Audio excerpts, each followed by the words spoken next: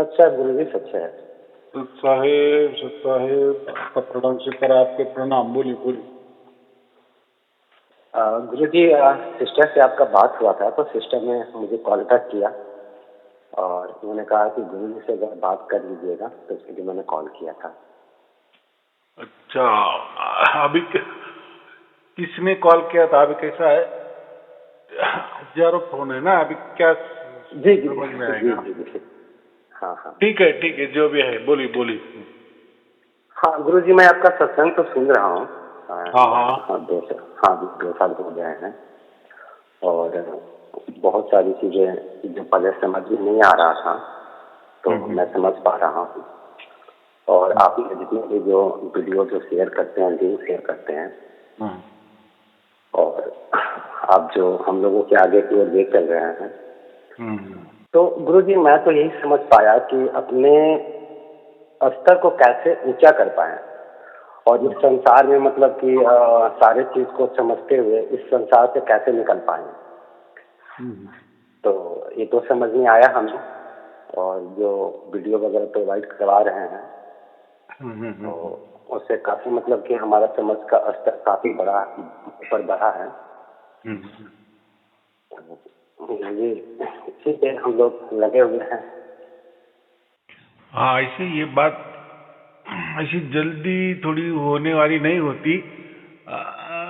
बहुत लोग थोड़ा उताविलपना ज्यादा करते हैं, तो क्योंकि कैसा है, ये तो आपके हाथों में नहीं या ना मेरे हाथों में है, ये तो हमारे जैसे कर्म है, उसी के हिसाब से होता है और वो उसी की मर्जी से होता है ना।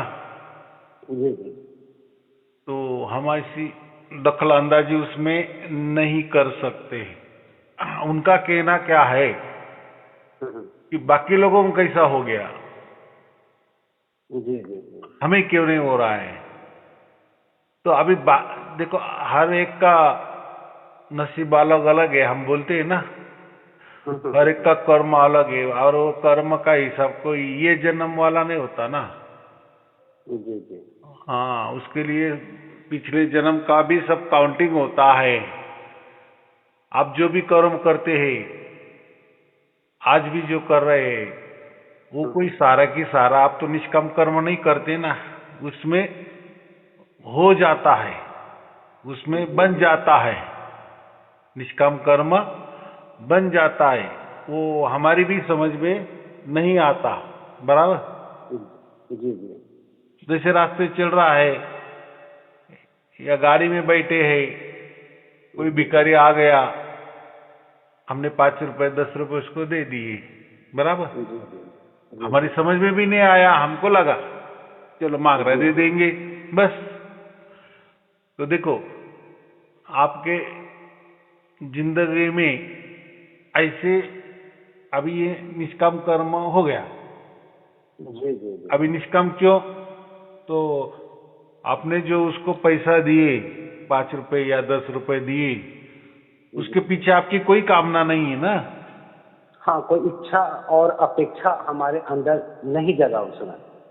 तो उस वक्त एक मानवता अंदर से आया कि हाँ देना चाहिए, कोई बात नहीं है मेरे पास इसलिए मैं दे रहा हूं। जैसे हमारे पास समझो छुट्टे भी नहीं रहते तो हम नहीं देते, उस टाइम क्या बोलते, देने की भावना होती है, लेकिन उस समय छुट्टा भी नहीं होता तो हम नहीं दे सकते ना। जी जी लेकिन जब भी दे दिए, छुट्टा भी है, मांगने वाला मांग भी रहा है, हमारे पास पैसा भी अवेलेबल है, दे दिए। और उसके अपनी कामना नहीं की या उसको कोई नजदीक बुला के ऐसा नहीं कहा कि भाई तू इससे कुछ तो भी खाना खा ले ऐसा भी नहीं कहा ना। बस एक अंदर भावना होता है कि हम जो पैसे दे रहे हैं, आप भाई सत्कर्म में लगाना, मतलब खाने पीने में लगाना। ऐसा ना हो कि तुम जाकर इसको गलत चीज पे नहीं, वो भी निष्काम कर्म नहीं हुआ। उसके साथ भी कामना आई ना, आपकी कामना आई ना। अभी वो उसका क्या करे क्या नहीं करे, जी जी तो वो हमारा हक नहीं है। हमारा हक सिर्फ देना है, इस भावना से देना है कि बस मेरे पास है, मैं देने लायक हूं, मुझे अब भी लग रहा है कि इनको दे दिया जाए, बस दे दिया। दे दिया।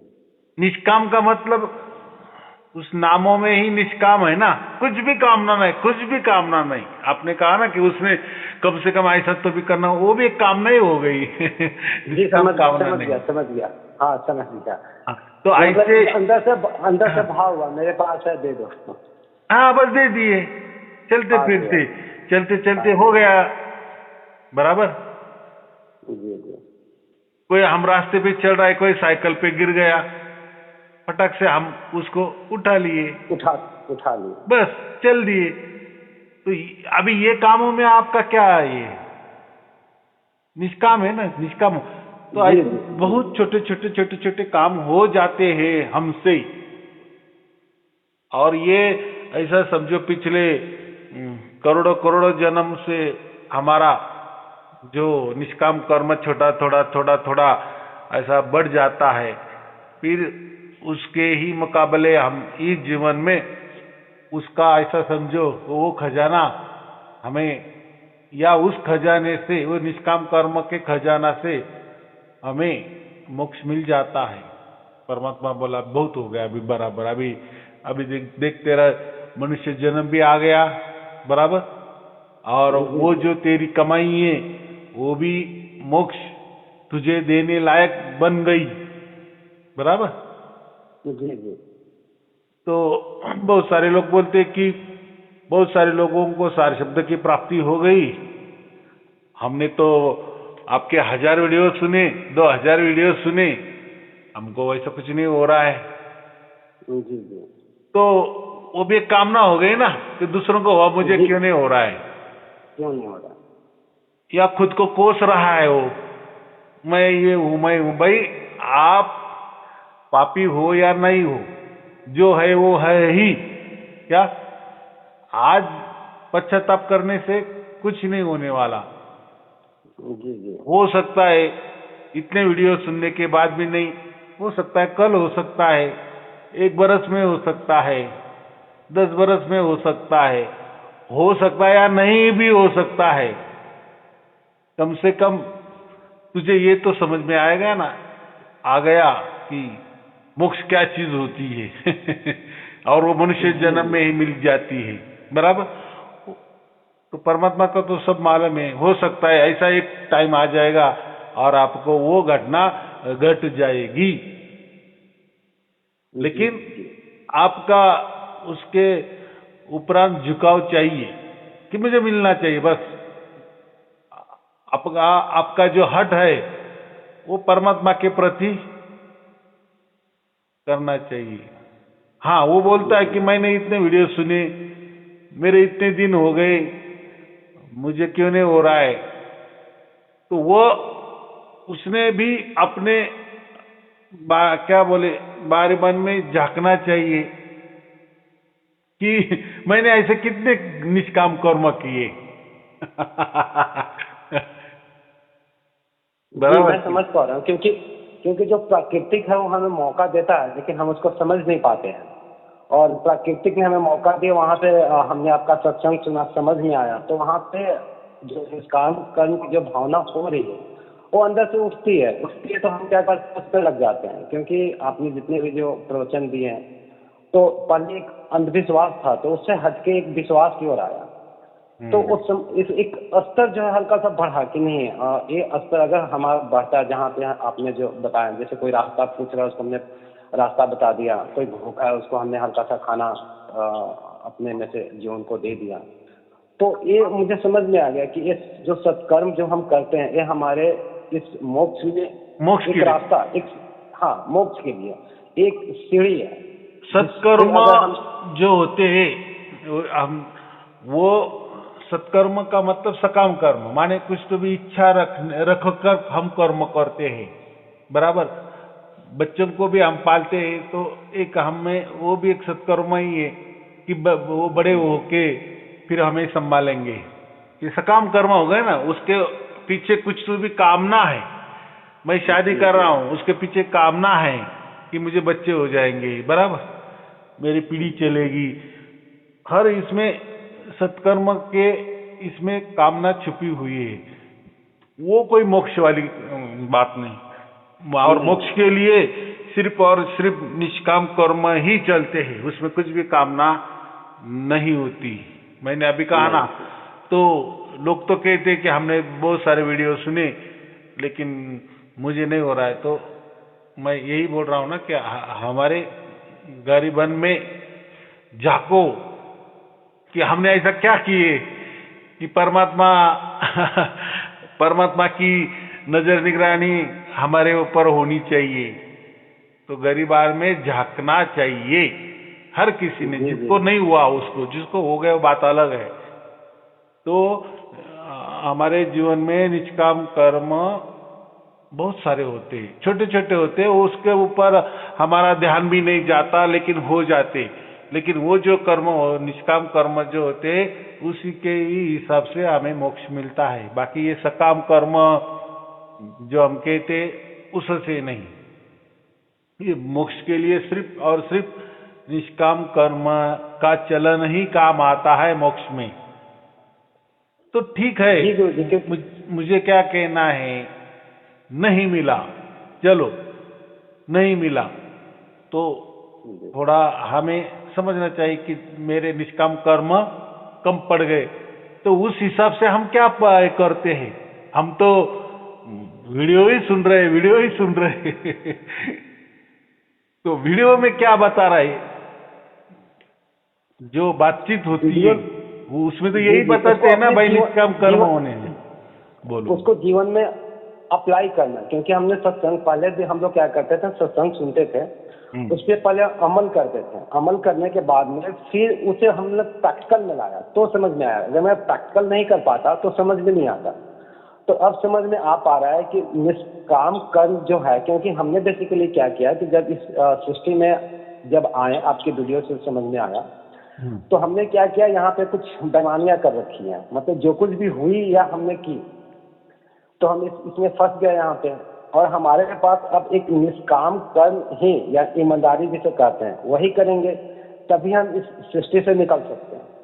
तो ईमानदारी के साथ साथ जो सत्कर्म है, क्योंकि सत्कर्म एक तरह से देखा जाए, जो समझ पाए वीडियो के अकॉर्डिंग और जो प्रवचन दे रहे हैं, कि ये हमारा एक तरह से देखा जाए तो ये कपड़े में जो मैल लगे हुए हैं, ये साबुन और पानी की तरह काम करता है। जो मैं समझ पाया, हो सकता है मैं गलत हूँ।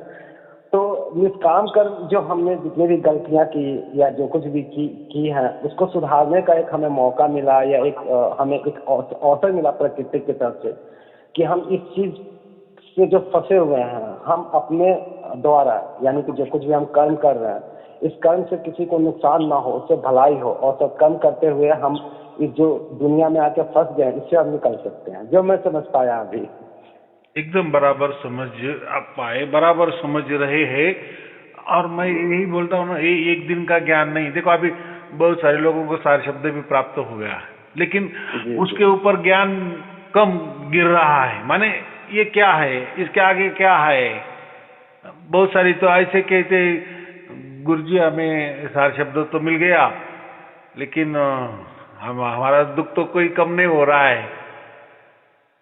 तो ऐसा है कि ये दुख, आपका दुख कम हो, इसकी कोई ये फैक्टरी नहीं है सार शब्द। बराबर, सार शब्द का काम सिर्फ आपको मोक्ष ही देना है, और मोक्ष मिलना मनुष्य जन्म में ये सर्वोच्च हमारा उद्दिष्ट है कि नहीं।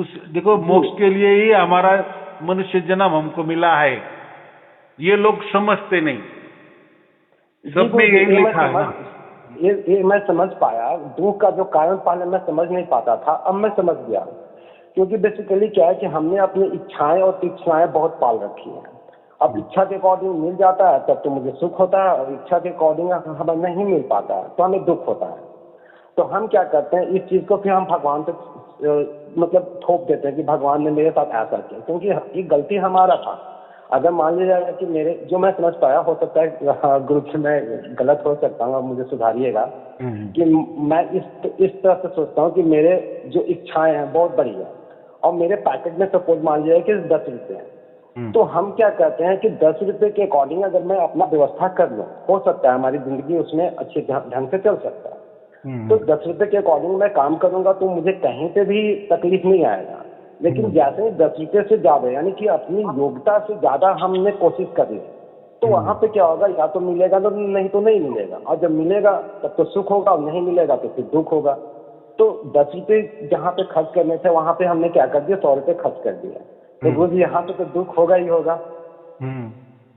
तो मैं यही समझ पाया कि जो हमारी जरूरतें हैं और जो हम समझ पा रहे हैं, यानी कि हमारा उस स्तर किस लेवल पे है, तो स्तर को जैसे जैसे हम विकसित करते जाते हैं उसी टाइप से हम पैसे को कहाँ पे यूज करना है, तो यूज करने के बाद में उसको अगर अपनी जरूरत के अकॉर्डिंग करेंगे तो फिर ये जिंदगी गुरु जी नॉर्मल होती चली जा रही है। ये मैं समझ पाया।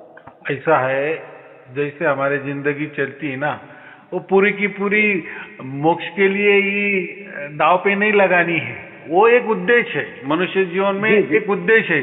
जैसा शादी करना एक उद्देश्य है, बच्चे पैदा करना एक उद्देश्य है, बच्चों को अच्छी तालीम देना ये एक हमारा कर्तव्य है, हमारे माँ बाप की सेवा करना ये एक कर्तव्य है, बराबर। हमारी सेहत अच्छी रहे ये भी एक काम है, उसके लिए व्यायाम वगैरह करना, योगासन करना वगैरह वगैरह ये भी एक हमारा कर्तव्य है। पढ़ाई लिखाई हमारे आगे के लिए या नौकरी पाने के लिए या पेट भरने के लिए या हिसाब किताब समझने के लिए पढ़ाई करने की जरूरत है, ये कर्तव्य, ये तो करने ही करने हैं। इसमें कोई रोक टोक आपको कोई नहीं लगा रहा है, या कोई ऐसा भी नहीं कह रहे कि नहीं नहीं ये कुछ करना ही नहीं है, आपको सिर्फ मोक्ष का ही करना है, ऐसा नहीं है। देखो ये तो करना ही करना है। हमारे बीबी है, बच्चे हैं, उसका पालन पोषण करना ही है, उनके लिए काम करना ही है। हमारी बहुत सारी इच्छा है, समझो आपको मकान नहीं है, मकान के लिए काम करना है, हर चीज के लिए माने हमारी जो भी इच्छा है उसके लिए काम तो करना ही है, बराबर। ये और वो करना ही पड़ता है। लेकिन काम करते करते करते करते ये हमें मोक्ष मिलना चाहिए, या काम करते करते सकाम काम करते करते ये निष्काम कर्म काम भी हमारे हाथों से होने चाहिए। ये मुख्य उद्देश्य है, बराबर, पूरी की पूरी तरह नहीं। लेकिन आजकल क्या हो गया है, लोगों को मोक्ष भी नहीं समझता, निष्काम कर्म भी नहीं समझते, सकाम कर्म भी नहीं समझते, या पूरी खिचड़ी कर देते हैं, बराबर। इसमें से उसमें, उसमें से इसमें, माने सकाम कर्म से ही हम मोक्ष चाह रहे हैं। मोक्ष किस लिए चाह रहे हैं, मोक्ष के लिए क्या चाहिए, कौन सा कर्म चाहिए, तो ये सब विभागवार है और ये सब वेदों में लिखा है। संत लोग भी बोल रहे हैं भाई ऐसा करना है, लेकिन आजकल कोई गुरु भी नहीं कह रहा है, उसको मोक्ष मालूम नहीं है, या मोक्ष की तो बातें नहीं कर रहा। वो तो बोला है आपे में आप समाना है स्वयं को स्वयं पहचानना है, आत्म जागृति करना है, आत्मज्ञान लेना है, हमें में हम में ही हम समा जाना है। वही बोल रहा हूँ ना, आपे में आप समाना है। तो उसके लिए क्या मोक्ष है, वो कैसी मोक्ष की बातें करेगा, बराबर के लिए स्वयं को ही जानना है, वो बोल रहा है। तो मोक्ष तो बहुत दूर की बात है। पहले कब तू स्वयं को जानेगा, फिर परमात्मा को जानेगा, फिर परमात्मा का कौन सा डिपार्टमेंट है, फिर परमात्मा मोक्ष देता है नहीं देता है, माने उसकी पहुंच बहुत दूर है। माने इतना ही हम समझ सकते हैं कि जो भी बोला है ना, आपे में आप समाना है, हम ही हम है, तो इसका मतलब हम समझते हैं कि ये बेसिक ट्रेनिंग वाला आदमी है, ये लोगों को बेसिक ट्रेनिंग दे रहा है। माने अपनी ही पहचान करो बोले, माने आत्मा कोई परमात्मा समझो, कोई परमात्मा नहीं था, हम ही आत्मा है, हम ही परमात्मा है, हम ही सब कुछ है, हमें ही हमको समझना है, हम में ही हमको डुबा लेना है, आपे में ही आप समाना है तो यहाँ मोक्ष की क्या बात है, और वो मोक्ष की बातें ही नहीं कर रहा है ना। वो बोला खुद को जान लो, बहुत हो गया। क्या जान लो, अरे भाई आप ही आत्मा हो और आप ही परमात्मा हो, आप ही आप हो, आपसे ही सब कुछ बन गया है। देखो फिर वो तो बराबर है ना, हम ही अगर परमात्मा बन गए तो हम तो ऐसे ही बोलना पड़ेगा ना कि ये ब्रह्मांड भी हमने तैयार किया है, ऐसे हो गया ना उसका अर्थ। जी जी जी। हम आत्मा ही परमात्मा है, उसका साफ मतलब है कि फिर ये ब्रह्मांड मैंने तैयार किया, पूरी कायनात जो चल रही है वो मेरे से चल रही है, ऐसा उसका मकसद हो गया ना। और वो जी गुरु जी। बोल भी रहा है ना, हाँ भाई आप ही आत्मा हो और आप ही परमात्मा हो। माने ये तो पूरे ब्रह्मांड परमात्मा ने बनाया, माने वो गुरु बोल देता है कि भाई ये तूने ही बनाया है, तू भूल गया है। तो गुरु जी, मैं तो यही समझ पाया कि इन सब चक्रों से हटके जो मेरा मतलब कि मुख्य उद्देश्य है उस पे फोकस करना। अब मान लिया कि परमात्मा ने बनाया है या नहीं बनाया, बनाया है तो पर भी ठीक, नहीं बनाया है तो पर भी ठीक, हम तो इस सृष्टि में आ गए हैं। तो गुरु जी जब हम इस सृष्टि में आ गए, ये तो सत्य है, इसको तो कोई झुठला नहीं सकता है। पहले मैं नहीं समझ पाता था, तो मैं तो इसमें आ गया, ये तो प्रत्यक्ष है। अब परमात्मा प्रत्यक्ष है तो पर भी सही, नहीं है तो पर भी सही। अब मेरा मेन उद्देश्य यही होता है कि जब हम इस सृष्टि में आ गए हैं और इस सृष्टि में आने के बाद में अब जो मैं समझ पाया हूँ या जो मैं अपनी बहुत सारी इच्छाएं तिक्षाएं जो पाल रखी हैं, तो गुरु जी हम तो यही चाहेंगे कि यहाँ से इस सब चीजों से छुटकारा पाकर जो हमारा स्थिति है, जिस स्थिति में हम पहले थे उसी स्थिति में वापस आए। अभी आपने एक बात बराबर की। अभी ये जो ब्रह्मांड चल रहा है, क्या करना है? वो हम चला रहे हैं कि परमात्मा चला रहे हैं, या ब्रह्मांड है या नहीं है, वो चल रहे हैं या कौन चला रहा है या नहीं चला रहे, चलो वो हमें नहीं देखना है, वो हमारे बस की भी बात नहीं है, बराबर। जी जी जी। लेकिन ये जो तर्क वाली बात जब वो करते हैं ना कि हम ही परमात्मा है, जी जी। तब गड़बड़ हो जाती है। भाई तो अगर तू आपने तो परमात्मा है और तुझे गुरु ने बता दिए है, तुझे जगा दिए है, तुझे ज्ञान दिए है, तुझे अज्ञान से उसमें ज्ञान में ला दिया है और बोल रहा है कि भाई तू आत्मा नहीं, तू तो खुद परमात्मा है, ये कायनात पूरी तूने बनाई है। चलो कायनात भी नहीं मालूम, लेकिन जो भी कुछ बना है सब तूने बना है, तुम ही तुम हो, तुम ही तुम हो, बाकी कोई नहीं है। बाकी ये तो भास है, प्रतिभास है, ये तो कल्पना है, ये सब मोह माया है। बात तो एक ही हो गई ना। गुरु जी आपके सत्संग सुन के ये सब जो अंधविश्वास था वो तो आपने पहले ही खत्म करवा दिया। तो अब हम लोग पहले भी इस पे तर्क करते थे, लेकिन जब से आपने वीडियो दिए, बुक्स दिए और उस स्तर तक पहुंच पाए तब वो चीजें अब खत्म हो गई। अब तर्क वितर्क में हम नहीं जाते। नहीं नहीं नहीं, बात बराबर है, आप जाते नहीं है, बात बराबर है, लेकिन वो तर्क के जगह ठीक है, किसी को समझा देने के लिए ठीक है, एक टाइम पास के लिए ठीक है, आपकी वाहवाही होगी ये भी ठीक है। लेकिन उसी आदमी ने जिसने गुरु ने बता दिए और इसने मान भी लिया, हाँ वाह वाह गुरु जी क्या कह रहे, आप में आप समान, अरे मैं ही सब कुछ मैं, तो अरे भाई तू तो परमात्मा बन गया ना, तू तो मालिक बन गया ना, या तू मालिक ही है ना। ऐसा अगर गुरु कह रहा है ना सोहम सोहम, तो अभी एक तो बात है, सोम माने वही तू है। भाई वही तू बोलो मत ना, वही कौन? देखो उसमें भी आप दो कर ले, पहले दो कर ले ना, कि वही वो जो कोई परमात्मा है ना, वही परमात्मा तू है, ये बोलने की जरूरत ही नहीं। सोम जो बोलने की जो जरूरत है नहीं, सिर्फ हम बोलो, बराबर कि नहीं।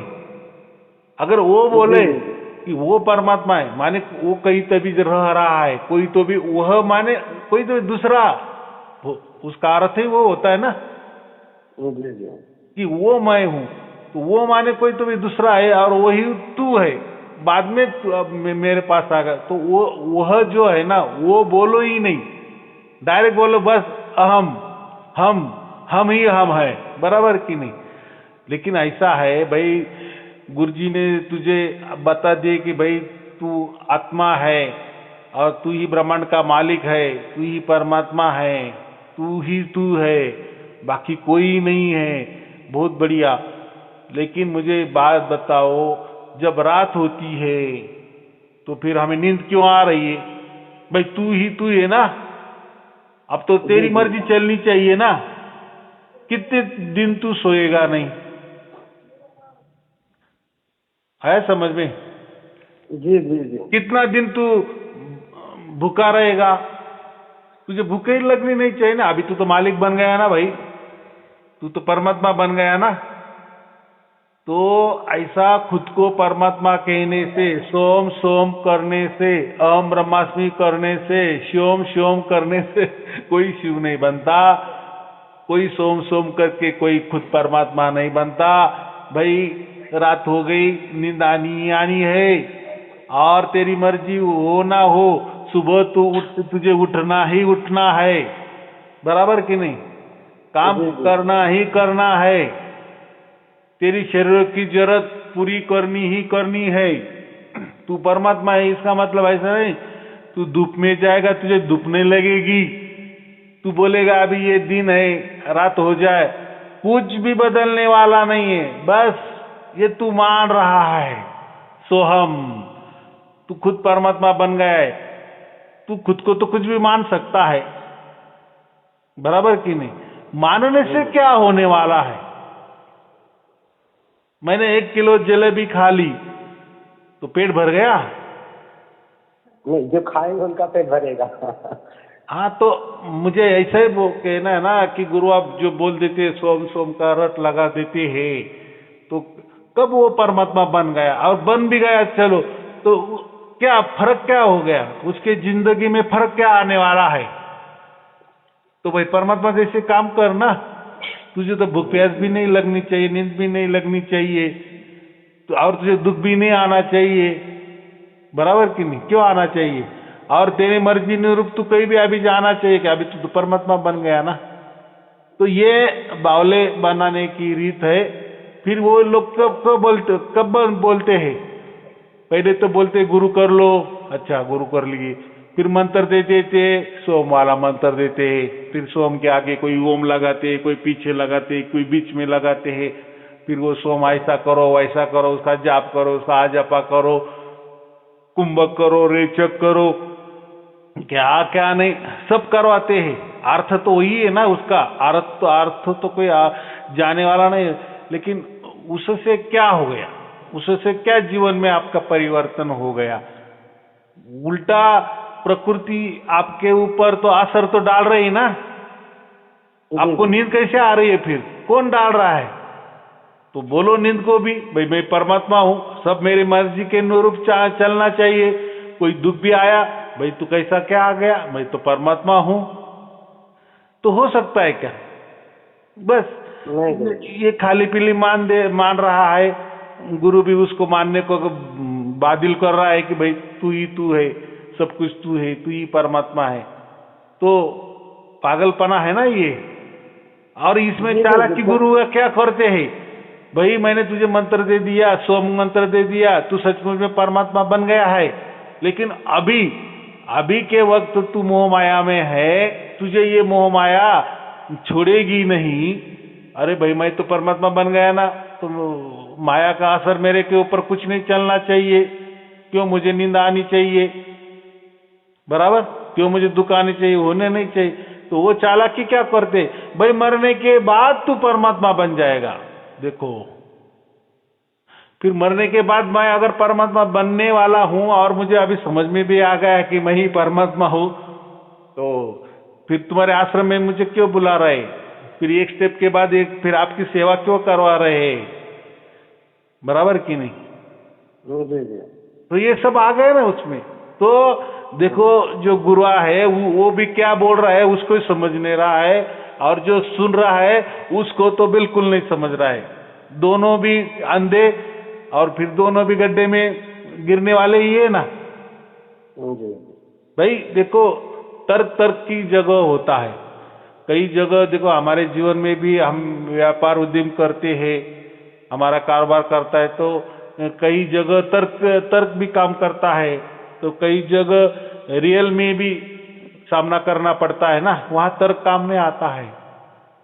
तो ये लोग क्या करते हैं, व्यवहार में सब तर्क चलते हैं, बस तर्क से आपको आनंद मिलेगा, आप किसी को हरा देंगे, बराबर।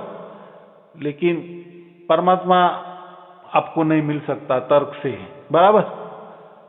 आपने किसी को भी हरा दिया, पूरी दुनिया को भी हरा दिया, आप वो पूरे पंडित बन गए, पूरे ज्ञानी बन गए, उसका मतलब ऐसा नहीं होगा कि परमात्मा की कृपा आप पर हो गई, आपके अंदर परमात्मा उतर गया। कुछ नहीं होने वाला, उल्टा आप बहुत बड़े अहंकारी बन गए। सोम सोम करके आप क्या बन गए, अहंकारी बन गए ना।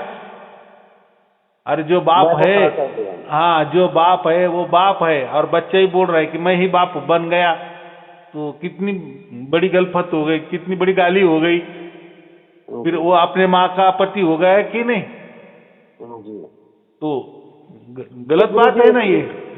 गुरु जी, एक जिज्ञासा यहाँ पे है, हमेशा मैं देखता हूँ हम की जो भावना आ रही है कि जैसे कोई भी हम कर्म करते हैं, तो कर्म में बेसिकली क्या होता है, तो मैं समझ पा रहा हूँ कि कर्म जो हमने गलत कर दिया उसी के अकॉर्डिंग हम फंसे हैं। अगर कर्म करके सत्कर्म करें तो हम यहाँ से निकल लेंगे, ये तो बात हमें समझ में आ गया। अब गुरु जी एक चीज समझ में नहीं आता, जैसे कर्ता का अधिकार, जैसे कहा गया है यहाँ पे कि मनुष्य का जो हमें जन्म मिला है उसमें कर्ता का अधिकार हमें प्राप्त हो गया। तो गुरु जी जो कर्ता का अधिकार प्राप्त हो गया, तो उसमें जो एक अहम भावना आता है, मतलब धीरे धीरे कम हो रहा है, लेकिन अभी जो ये अहम वाला चीज है वो कभी न कभी किसी से हम बातचीत कर रहे होते हैं, वहां पे हम आ जाता है, मतलब छोटा नीचा दिखाने का जो हो गया। या आप ये कहते हैं कि जब हम अपना किसी को से बातचीत कर रहे होते हैं, तो जब नॉर्मली हम बात कर रहे होते हैं तो वहां पे एक अहम खड़ा हो जाना, तो ये कभी खड़ा होता है कभी नहीं खड़ा होता। तो इस चीज पे धीरे धीरे हम कैसे कंट्रोल कर पाए कि धीरे धीरे तो समझ में आ रहा है, स्थिति हल्का हल्का सा ऊंचा ऊपर उठ रहा है, तो जो अहम की जो हाँ जी आया समझ में जी। आपका अहम जाने वाला ही नहीं है। हाँ, नहीं, अगर आपका अहम गया तो आप मनुष्य नहीं रहेंगे, और आपका अहम अगर गया, देखो अहम का ये मतलब नहीं कि अहंकार, और अहंकार तो डुबो देता है। अहंकार के दो अर्थ होते हैं। अहंकार माने स्वत्व, स्व है, खुद की पहचान। अगर समझो आपका जो स्व वाली जो भावना है, उसको हम थोड़ी देर के लिए अहंकार वाली भावना समझेंगे। वो स्व की भावना अगर आपसे आपकी पहचान मिट गई, तो फिर मोक्ष भी किस लिए? क्योंकि मोक्ष में आनंद आपको भोगना है ना।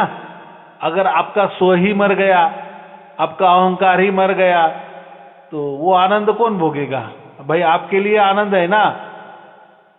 तो ये लोग क्या करते हैं कि बोलते हैं ना कि आत्मा ही परमात्मा होता है, तो इनके यहाँ मोक्ष की कोई भावना ही नहीं होती, माने मोक्ष वाला कोई मामला ही है इनके पास नहीं होता। इसलिए वो अलग रास्ते से लेके जाते, तर्कों के रास्ते से लेके जाते हैं, और पूरे के पूरे हमको शून्य करना है, शून्य हो जाना है, शून्यवत हो जाना है, मैं ही मैं बनना है, और मैं का भी पूरा निराकरण कर देना है, मैं का भी नाश कर देना है। भाई ऐसा करने से, ऐसा कुछ भी मन में लाने से कुछ भी नहीं होता। मैंने अभी जलेबी का उदाहरण दिया ना, कि मैंने 1 किलो जलेबी खा ली तो पेट नहीं भरता, ये तो तर्क वाली बात आ गई ना कि ऐसा करना।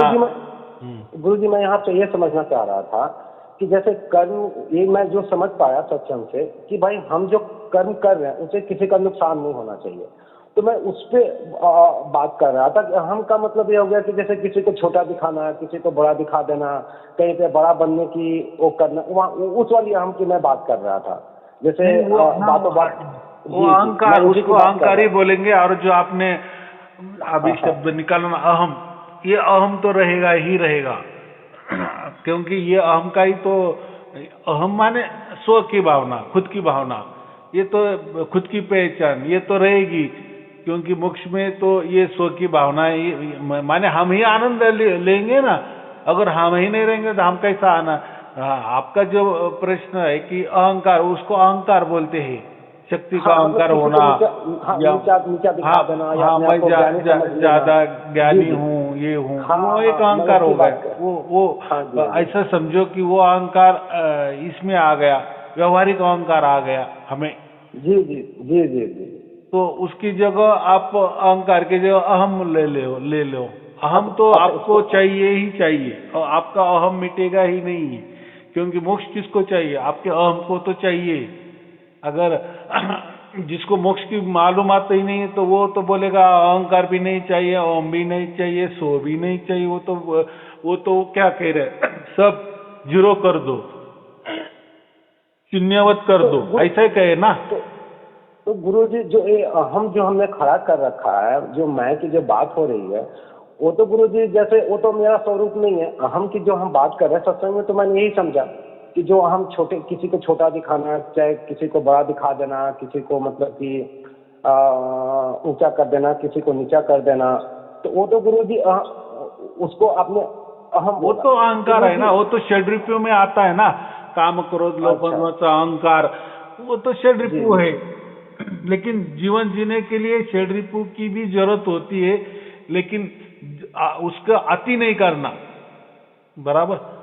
तो अहंकार अच्छा तो अच्छा। व्यवहार के लिए चाहिए, षड्रिपु व्यवहार में जीने के लिए चाहिए होते हैं, लेकिन वो उसमें समझो 3 कैटेगरी करनी है षड्रिपु की, सत्व, रज, तम। तो सात्विक षड्रिपु हमें चाहिए, ऐसा समझो, बराबर। जी क्योंकि जी जी, क्योंकि वही हमें ऊपर की ओर ले जाएगा, अगर दो जो है वो हमें नीचे की ओर लाएगा। और देखो षड्रिपु तो यही कि यही पड़े रहते हैं ना, लेकिन अहम तो जाएगा है ना। अहम को अगर अहम, हमारा अहम भी खत्म हो गया तो फिर हम ही कुछ काम के नहीं, फिर मोक्ष भी किस लिए चाहिए? फिर हम मोक्ष में कैसे मजा लेंगे? माने मोक्ष में जो हमें आनंद, आनंद के लिए हमें मोक्ष चाहिए ना, जो आनंद यहाँ नहीं मिल रहा है। यहाँ मिलता है लेकिन वो आनंद नहीं, यहाँ सुख मिलता है, तो जैसा सुख सुख शरीर का मिलता है, सुख, सुख। वस्तुओं का सुख, ये सुख मिलता है। आनंद अलग होता है, आनंद जो है वो परमात्मा के पास होता है, वो मोक्ष में होता है, वो आनंद के लिए। और आनंद जो होता है उसको कोई विरुद्ध शब्द नहीं है, आनंद आनंद ही होता है। सुख के लिए तो भी विरुद्ध शब्द है, दुख, बराबर, सुख दुख।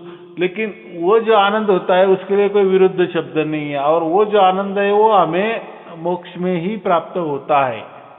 और मोक्ष में आनंद के लिए हमारा स्व की जरूरत है, हमारी पहचान की जरूरत है, हमारी अहम की जरूरत है, हमारी आत्मा की जरूरत है, बराबर। हाँ, अभी यहाँ बात कैसे आ गई कि जो परमात्मा है वो उसकी जगह, बराबर, हम आत्मा, आत्मा की जगह, बराबर, ये जो प्रकृति, गुरु जी। ये प्रकृति की जगह, ये तीनों भी अलग अलग है और एक दूसरों को पूरक है, और ये बराबर उनका ये चक्कर चलता है, हमारा भी चक्कर चलता है। बोलो बोलो। गुरु जी, मैं यहाँ पे हल्का सा ये समझ नहीं पाया कि जैसे आपने बोला स्व, स्व तो मैं समझ पा रहा हूँ हम्म। कि जैसे आत्मा हो गया, आत्मा के नीचे स्व हो गया, स्व के नीचे हमने अहम खड़ा कर लिया, अहम के नीचे ये शरीर हो गया।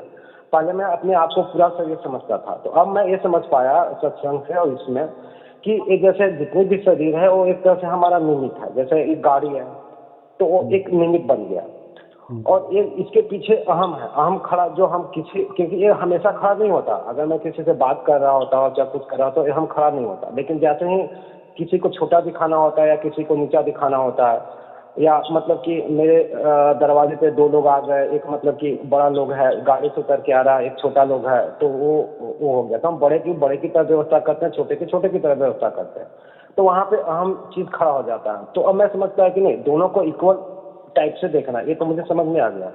तो गुरु जी, मैं जो समझ पाया था कि स्व के पीछे आत्मा है, जिसको वो चाहिए, क्या नाम है, मोक्ष चाहिए। स्व तो स्व के आगे अहम हो गया, और स्व के पीछे आत्मा, मैं ये समझ पाया था अभी सत्संग से। अभी मैं बताता हूँ, बहुत सहज बात है। देखो, एक जी होता जी है शरीर, एक पालने में जो तराजू होता है ना, तराजू में 2 पालने होते हैं कि नहीं? जी जी एक जी। पालने में शरीर रख दो, उस हाँ शरीर के साथ मन रख दो, उस शरीर के हाँ साथ बुद्धि भी रख दो, ये एक हो गए पालना। और दूसरे जी, पालने में समझ गया। होता है आत्मा बोलो, अहम बोलो, स्व बोलो, बराबर, बात एक ही है। अहम, एक ही स्व, है।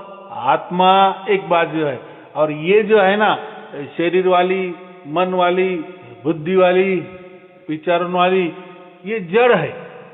ये हम मान लेते हैं कि मैं शरीर हूँ, और जो मैं शरीर हूँ ऐसा मान लेता है, वहीं वो अहंकार पैदा हो जाता है कि वो जो गलत बात है, वो अज्ञान है। तो मैं अलग हूँ, शरीर अलग है, और जो मोक्ष मिलना है हमें शरीर को नहीं मिलता, हमारे आत्मा को मिलता है। जो देखो आज भी हमारा शरीर हम चला रहे हैं ना। हाँ, देखो हम आंखों से देख रहे हैं, कौन देख रहा है? आत्मा देख रहा है। कानों से सुन रहा है, कौन सुन रहा है? आत्मा सुन रहा है ना। हाँ, एक मीडियम मिल गया है, मतलब कि निमित्त बन गया, शरीर का सहारा लेकर आत्मा चलता है ना। जी जी जी। तो शरीर के सहारा लेकर आप अपना आत्मा काम करता है। कोई जीव जंतु है तो उसका छोटा शरीर होता है, लेकिन उसमें आत्मा तो वैसा की वैसा होता है, लेकिन उसका शरीर छोटा होता है। हमारे अंदर भी आत्मा है, लेकिन ये शरीर के द्वारा वो अपना कामकाज चलाता है, बराबर। अभी हम ये संसार में आए हैं तो ये मनुष्य देह धारण किए हैं, इतना बड़ा देह धारण किया है। मोक्ष में वो जो दिव्य शरीर रहता है वो अलग रहता है। हाँ, इसकी स्मृति हमारे पास रहती है, ये शरीर की स्मृति जो है ना। अभी ये तो यहाँ हम क्या बोलते हैं, शरीर बोलते हैं, फिर सूक्ष्म शरीर होते हैं, फिर कारण देह होता है। ऐसे देह के भी प्रकार है ना। लेकिन बाकी जो देह के छोटे छोटे मेमोरीज जो होते हैं वो हमारे आत्मा में चिपके हुए होते हैं। अगर हमें दिव्य भी शरीर भी मिल गया ना, तो ये जो कुछ यहाँ की स्मृतियां हैं वो बहुत सूक्ष्म रूप से हमारे यहाँ चिपकी होती है, लेकिन वो वहाँ कुछ काम का नहीं, क्योंकि जो मोक्ष होता है वहाँ तो कोई कर्म करने ही नहीं पड़ते ना, और कर्म करने के लिए शरीर की जरूरत पड़ती है, बराबर। वहाँ तो कोई कर्म नहीं, लेकिन यहाँ की जो स्मृति है वो हमारे आत्मा के साथ, माने जो सूक्ष्म देह है, कारण देह है, जो भी हम बोलते हैं ना, बाकी जो देह है, तो स्मृति के रूप में हमें वो चिपके हुए होते हैं, बराबर। जी जी। तो जैसे कोई यान यहाँ से ऊपर जाता है, तो यहाँ से ऊपर कौन लेके जाता है? वो अग्निबाण लेके जाता है, बराबर। फिर वो अग्निबाण उसको छोड़ देता है, और अग्निबाण उसका विस्फोट हो जाता है, नीचे की नीचे जल के वो खाक हो जाता है ना।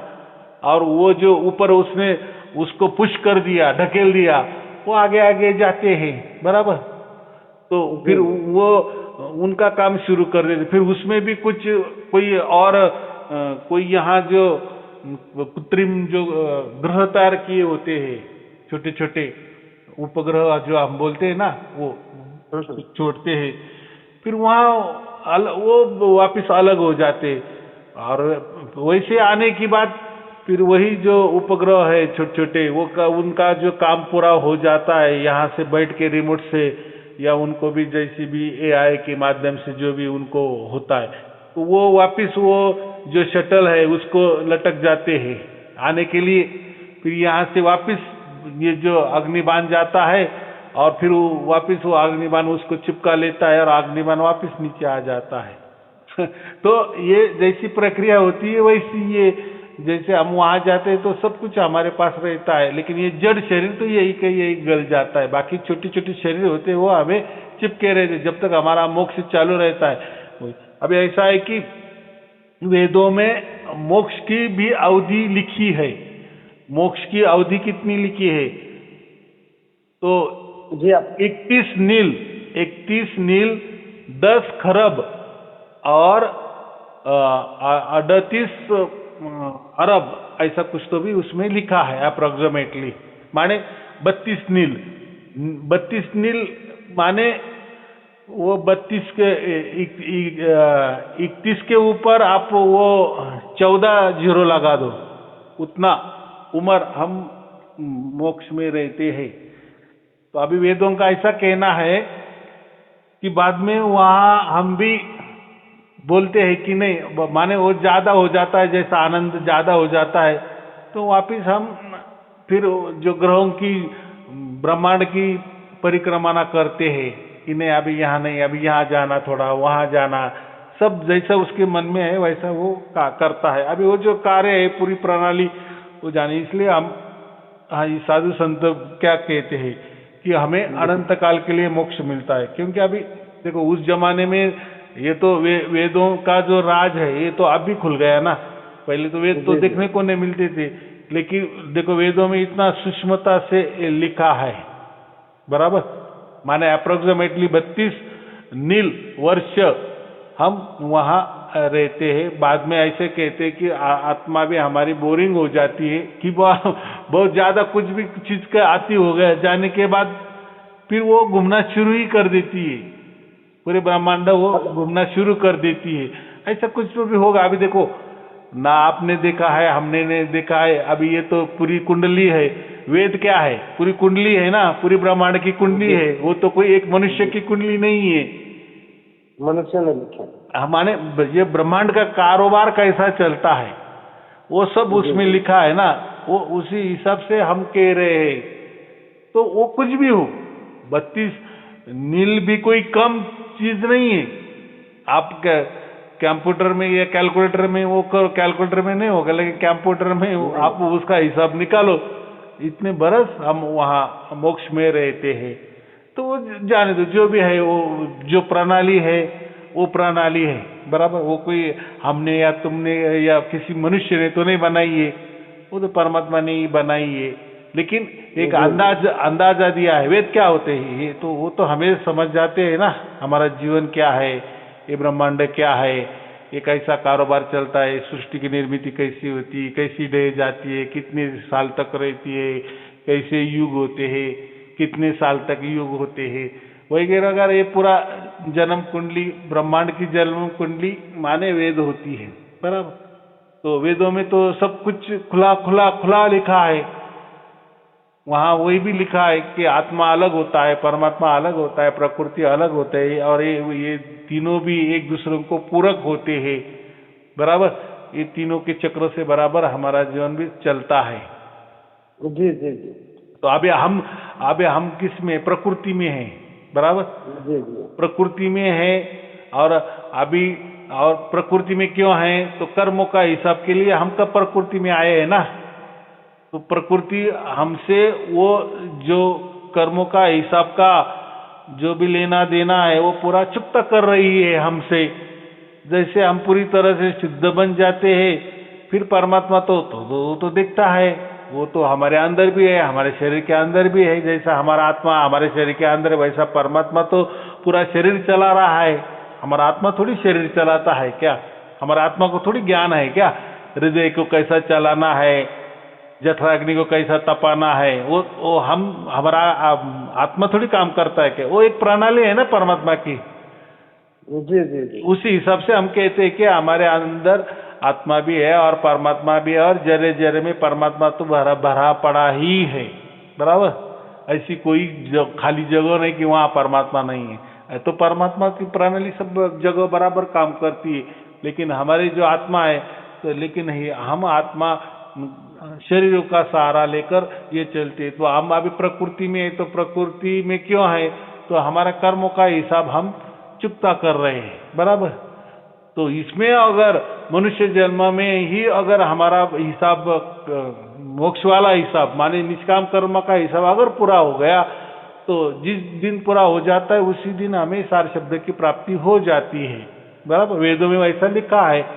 तो वो टाइम हम समझते हैं कि अभी आपका जो कोई लेना देना था पिछले वाला पूरा जीरो हो गया, बराबर।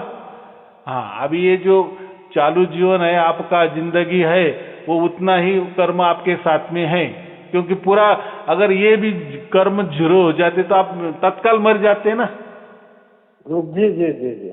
लेकिन अभी तो इंडिकेशन दे दिया है ना। जैसे कोई मालिक होता है, घर का मालिक होता है, हम किराए पे रह रहे हैं, तो थोड़ा सा 15 दिन पहले बोल देता है ना, भाई ये महीना आप खाली कर दो, बराबर। जी जी। तो खाली कर दो तो उसका मतलब वो हमें तुरंत कोई धक्का बुक्की करके बाहर नहीं खदेड़ देता ना। माने उसके पास अभी 15 दिन बचे ही है ना, कि अभी क्या कहाँ जाना है या कहाँ नया किराए पे मकान लेना है, तो वो देखने के लिए उसके 15 दिन रहते हैं। वैसा ही ये जिंदगी में हमें मोक्ष मिल गया है, परमात्मा ने हमें उसका ऐसा समझो गारंटी वारंटी दे दी है, बराबर। लेकिन ये तो जीवन तो चलने वाला है ना, कुछ तो भी जितने भी बचे हुए दिन है वो तो गुजारने ही है हमें। लेकिन पक्का हो गया है, जीते जी हमें वो चीज हमें मिल गई है, माने मोक्ष मिल गया और अभी अगला जन्म नहीं है।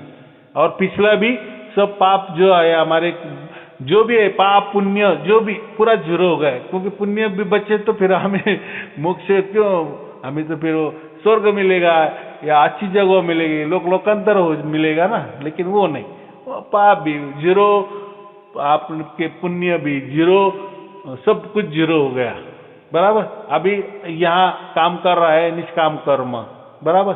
और ये जीवन के लिए जन्म से लेकर मरते दम तक जो कर्म, जो सुख दुख हमने लाए हैं, वो जो प्रारब्ध लाए हैं, वो इस सब से तो चलने वाला है, बराबर। लेकिन इतना ही हो गया कि हमें मोक्ष मिल गया, और पिछला जिंदगी में जो भी पिछले करोड़ों जिंदगी में जो हमारे पाप पुण्य हो गए वो पूरे जीरो हो गए।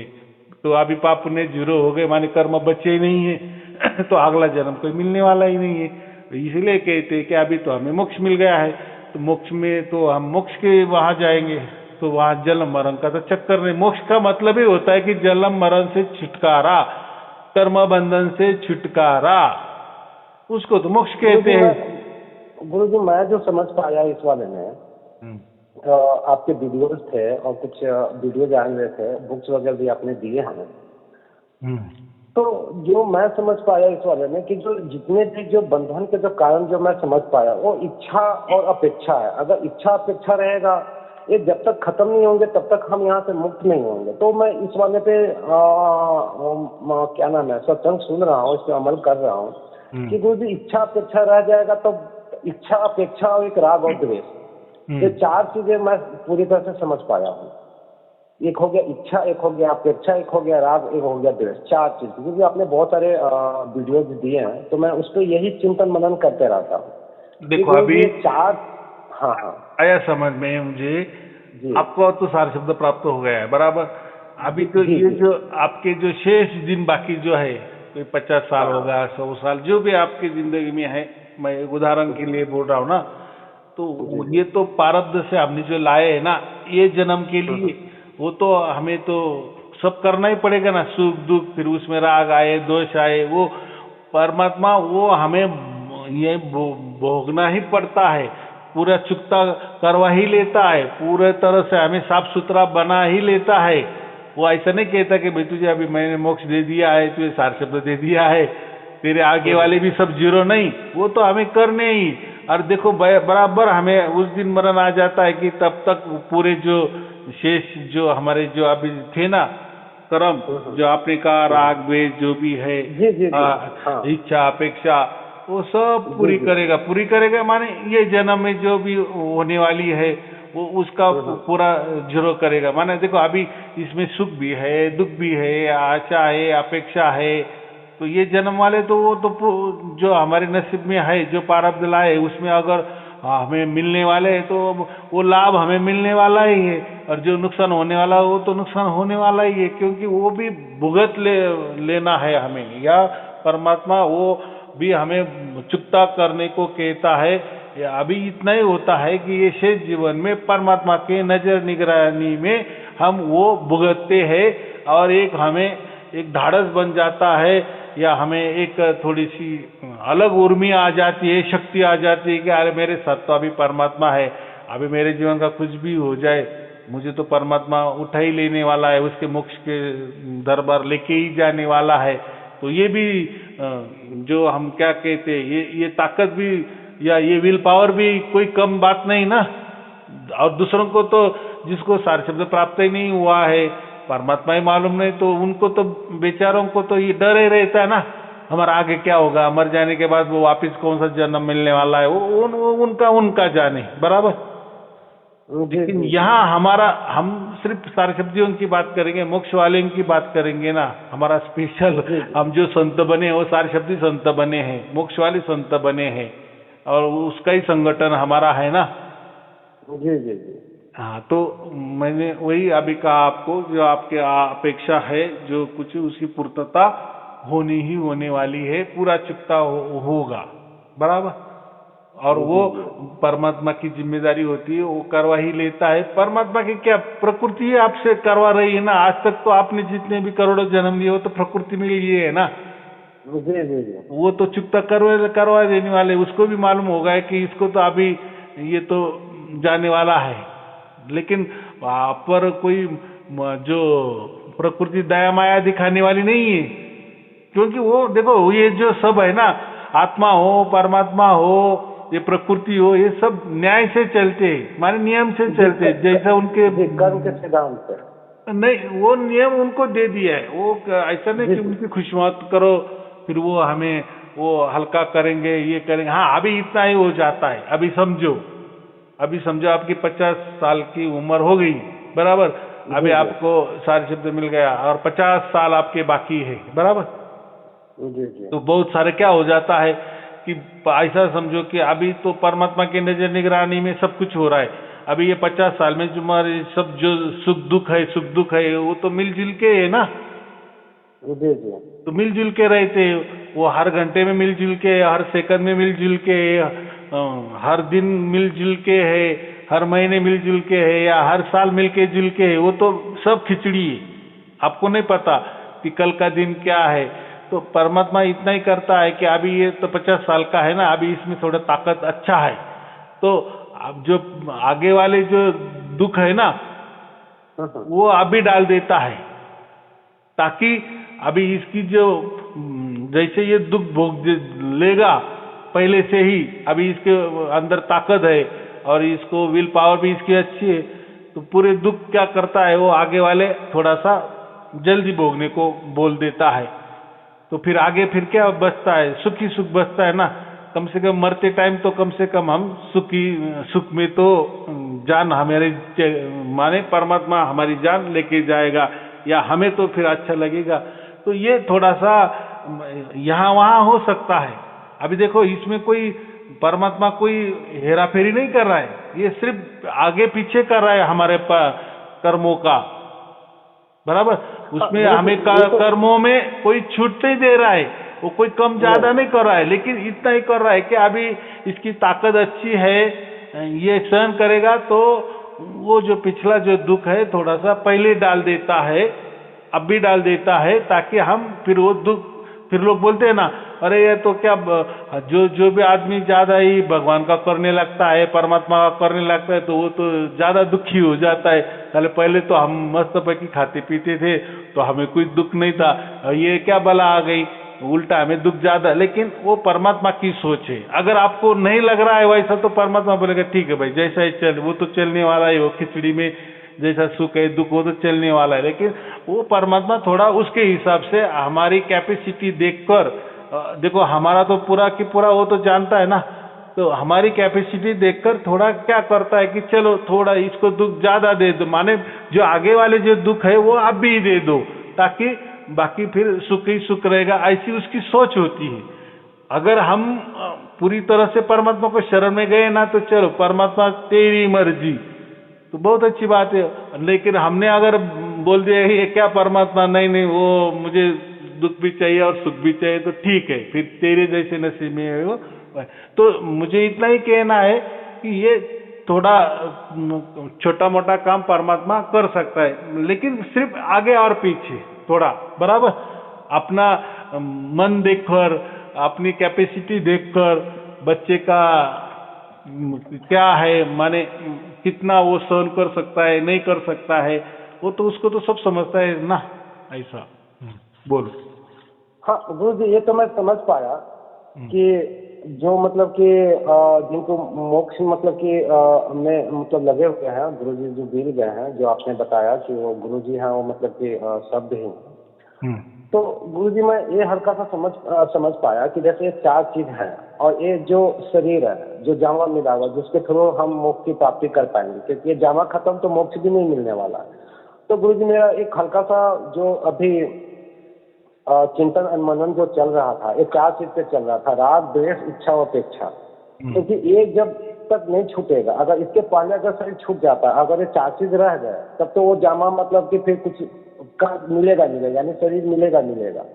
और हाँ, ये अब ये 4 चीज आपको अगर आया समझ में, आपको ऐसा लग रहा है ना, अगर ये तो मतलब चिंतन इच्छा मनन अपेक्षा करने से, हाँ। मेरे अगर बच गए तो मुझे मोक्ष कैसा मिलेगा? नहीं नहीं नहीं नहीं, ये भाई परमात्मा का वो क्या बोले, सुप्रीम कोर्ट का निर्णय, आखिरी कोर्ट है वो, उसने अभी मोक्ष दिया ना, दे दिया बराबर।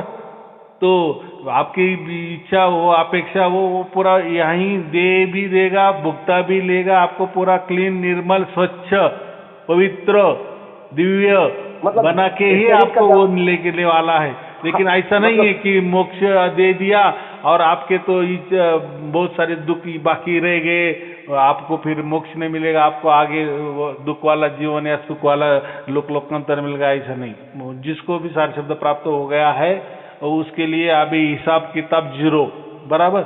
हाँ, लेकिन जो अगले जो हमारा जन्म चलने वाला है, ये जन्म जीवन चलने वाला है, उसमें जो सुख दुख है वो हमें भुगतना ही भुगतना है, चाहे हमारे फिर कोई इच्छा हो अपेक्षा हो, वो भी पूरी होगी नहीं होगी, जो भी हमारे नसीब में है वही होगा, ऐसा मैं बोल रहा हूँ। मैं उसमें कोई टस का मस नहीं होगा, वो वैसा कि वैसा। मैंने क्या कहा कि सिर्फ परमात्मा थोड़ा आगे पीछे कर सकता है, लेकिन कोई उसमें आपको छूट नहीं मिलती, बराबर। वो इसलिए हम क्या कहते हैं, जो भी सार शब्द है वो पूरे परमात्मा के पर भरोसा रखे, और जो भी छोटी छोटी बातें हैं पूरा मन परमात्मा को अर्पण करो, पूरे मस्तिष्क परमात्मा को अर्पण करो, पूरा शरीर परमात्मा को अर्पण करो, पूरा आत्मा परमात्मा को। देखो हमारा आत्मा तो परमात्मा को तो वो तो एक मुख हो गया है, बराबर। देखो अभी आपका सार शब्द चल रहा है, बराबर, आप मुझसे बात भी कर रहे हैं, आप आपका काम भी कर रहे हैं, आप सब सोच विचार भी कर रहे हैं। देखो एक ही जगह सामने आधे हिस्से में हमारा आत्मा परमात्मा से जुड़ा भी हुआ है, वो एक मुख हो गया है। माने ऐसा समझो, मुख आप बोलेंगे कि मुख जहाँ शब्द आ गया वो तो हम फिर परमात्मा या आत्मा शरीरधारी जैसा हो गया। तो एक कहने का वो मतलब है, गुरु नानक देव जी ने उनके वो जो धर्म ग्रंथ है उसमें लिखा है कि हम आत्मा और परमात्मा एक मुख होना है, माने आमने सामने मुख। तो हम अभी उसका अनुभव कर रहे हैं ना, देखो हमारा जो आत्मा है वो परमात्मा का और आत्मा का, परमात्मा और आत्मा का एक मुख हो गया है ना अभी।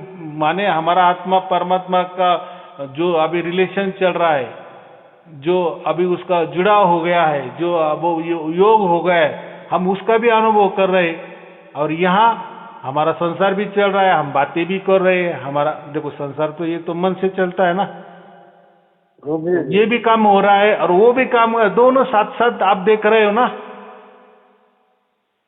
आया समझ में? हाँ, लेकिन दूसरों का ये नहीं हो रहा है। जो एक बाजू जो हमारी है कि हमारा आत्मा जो है परमात्मा से उसका योग हो गया है, उसका जुड़ाव हो गया है, ये दूसरे लोग नहीं जान रहे हैं, लेकिन हम जान रहे हैं, बराबर। हाँ, उनके यहाँ क्या जान रहे हैं, वो तो जो ये सुख दुख चल रहा है, ये प्रकृति जान रहे हैं, सब कुछ जान रहे हैं, माने सब संसार जान रहे हैं। लेकिन अभी जो भी सार शब्दी है तो वो प्रकृति तो जान रहा है, संसार भी जान रहा है, और आधे हिस्से में वो खुद को भी जुड़ा हुआ पा रहा है कि मैं खुद परमात्मा से जुड़ गया हूँ, परमात्मा की योग में हूँ, बराबर। उसको ही गुरु नानक देव जी ने एक मुख कहा है, दोनों का एक मुख हो गया, माने दोनों आमने सामने देख रहे।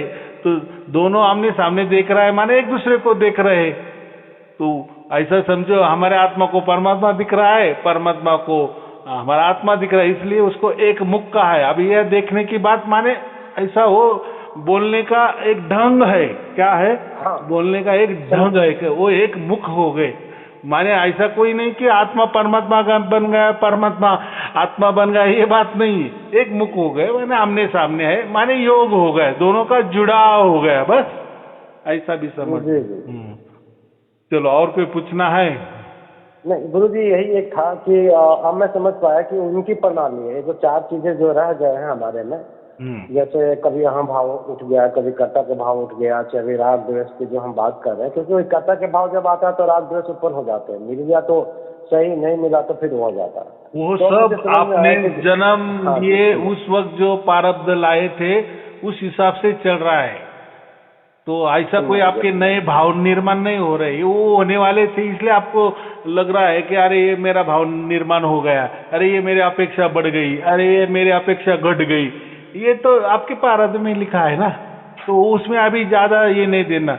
परमात्मा को हम समर्पित हो गए हैं और परमात्मा भी सब कुछ उसके नजर निगरानी में सब कुछ देख रहा है और चला रहा है, बराबर। क्योंकि परमात्मा बहुत शक्तिशाली है, बहुत सामर्थ्यशाली है, ज्ञानवंत है, क्या करना है एक टाइम में वो पूरी, देखो एक ही टाइम में हमारे से भी वो जुड़ गया है और यही टाइम में, यही सेकंड में, 0 सेकंड में पूरा ब्रह्मांड भी चला रहा है, कण कण में भी उसका कार्य प्रणाली चल रही है, बराबर।